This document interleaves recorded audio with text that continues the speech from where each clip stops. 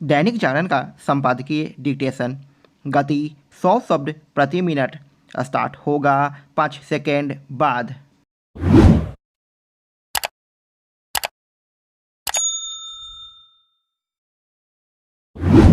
Start. यह अच्छा है कि सुप्रीम कोर्ट राजनीतिक दलों की ओर से मुफ्त सुविधाएं और सामग्री देने के वादों पर कोई रोक टोक लगाने की मांग वाली याचिका पर सुनवाई करने के लिए सहमत हो गया, लेकिन इसकी अनदेखी नहीं की जा सकती कि वह इसके पहले भी इस विषय का संज्ञान ले चुका है, लेकिन उसका कोई सकारात्मक परिणाम नहीं निकला। उसने चुनावी रेवड़ियों के मामले में निर्वाचन आयोग को कदम उठाने को कहा था, लेकिन उसके पास ऐसे कोई अधिकार ही नहीं कि वह अनाप शनाप वादे करने वाले दलों पर कोई लगाम लगा सके। यही कारण है कि उनकी सेहत पर कोई असर नहीं पड़ा। वे मतदाताओं को लुभाने के लिए ऐसे वादे करने में लगे हुए हैं जिन्हें न तो पूरा करना संभव होता है और न ही आर्थिक हालात उन्हें ऐसा करने की अनुमति देते हैं। इसका परिणाम यह होता है कि जब कभी रेवड़ियों का सहारा लेने वाले राजनीतिक दल सत्ता में आ जाते हैं तो वे अपने चुनावी वादों को या तो आधे अधूरे ढंग से पूरा करते हैं या फिर केंद्र सरकार से उनके लिए धन की मांग करने लगते हैं। इससे भी बुरी बात यह होती है कि वे कर्ज लेकर अर्थव्यवस्था का बेड़ा गर्क करने का काम करते हैं और नीति आयोग, रिजर्व बैंक आदि की ऐसी चेतावनियों की अनदेखी भी करते हैं कि चुनावी रेवड़ियां सरकारी खजाने पर अनावश्यक बोझ बढ़ा रही है। यह किसी से छिपा नहीं कि ढेरों लोक लुभावन वादे कर सत्ता में आई हिमाचल, कर्नाटक और कुछ और राज्यों की सरकारें किस तरह अपनी अर्थव्यवस्था को संभालने के लिए जोड़ तोड़ कर रही है। चुनावी रेवड़ियों को लेकर सुप्रीम कोर्ट एक ऐसे समय सुनवाई करने जा रहा है जब लोकसभा चुनावों की घोषणा हो चुकी है और कई दल लोक लुभावन वादे करने में जुट गए हैं। स्पष्ट है कि उसे शीघ्र ही ऐसे कोई आदेश निर्देश देने होंगे जिनसे राजनीतिक दल बेहिसाब चुनावी वादे करने से बाज आए। लोक लुभावन चुनावी वादों के मामले में मुश्किल यह है कि जो वादे किसी के लिए जन कल्याणकारी है वही किसी अन्य के लिए मुफ्त की रेवड़ियां जब तक जन कल्याणकारी योजनाओं और मुफ्त की रेवड़ियों को सही तरह परिभाषित किया नहीं जाएगा तब तक उन पर लगाम लगाना संभव नहीं।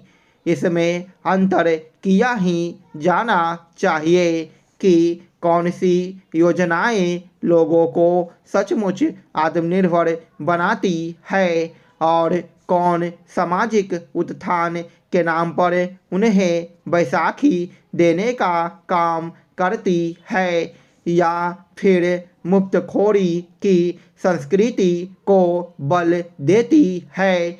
यदि ऐसा नहीं किया गया तो देश की अर्थव्यवस्था को मजबूत बनाए रखना कठिन होगा और इसके दुष्परिणाम लोगों को ही भोगने होंगे। राजनीतिक दलों को आमदनी, अठन्नी और खर्चा रुपया वाले तौर तरीके अपनाने से रोका ही जाना चाहिए। यह सही समय है कि आम लोग भी यह समझे कि वे रेवड़ियों के फेर में आकर अपना और साथ ही देश का हित ही करते हैं। राज्य के विश्वविद्यालयों में खेलों और खिलाड़ियों को बढ़ावा देने का निर्णय स्वागत योग्य है।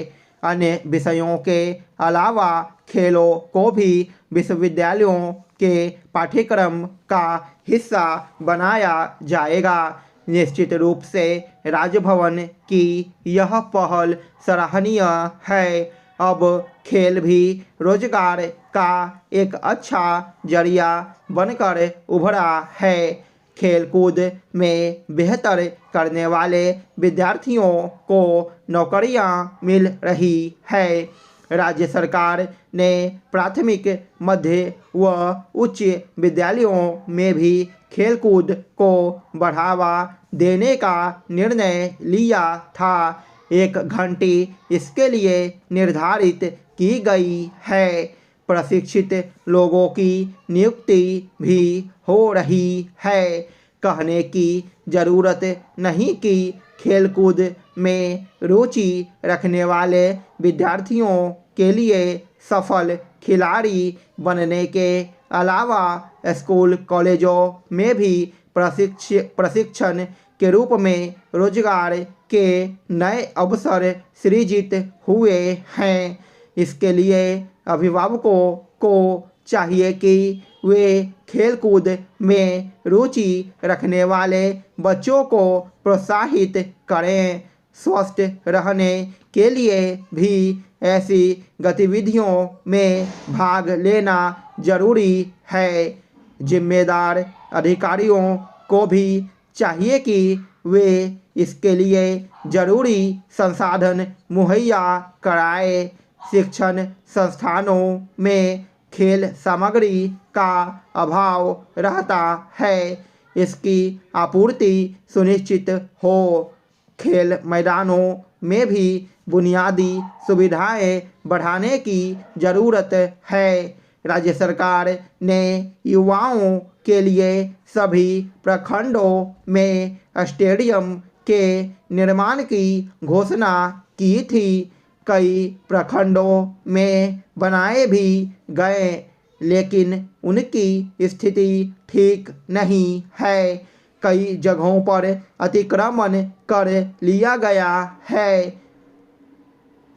कुछ जगहों पर मवेशी बांधे जाते हैं। ऐसे में बच्चों को सुविधा नहीं मिल पा रही है।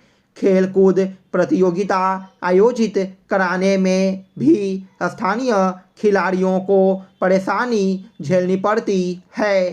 संबंधित अधिकारी अतिक्रमण हटाने का प्रयास करें। जनप्रतिनिधियों व ग्रामीणों को भी इसमें मदद करनी चाहिए। प्रधानमंत्री नरेंद्र मोदी के 10 वर्ष के कार्यकाल में विदेश नीति के मोर्चे पर जितनी सक्रियता देखी गई, उतनी किसी पूर्ववर्ती सरकार में नहीं रही। प्रधानमंत्री मोदी ने विदेश नीति को पर्याप्त प्राथमिकता देते हुए उसमें अपनी ऊर्जा एवं समय का अपेक्षित निवेश किया। यही कारण है कि 2014 के पश्चात हुए अधिकांश जनमत सर्वेक्षणों में मोदी सरकार के विदेश नीति प्रदर्शन पर उत्तरदाताओं ने खासी संतुष्टि व्यक्त की है, जबकि पहली सरकारों के समय विदेश नीति में केवल बुद्धिजीवी और एक विशेष वर्ग ही दिलचस्पी रखते थे।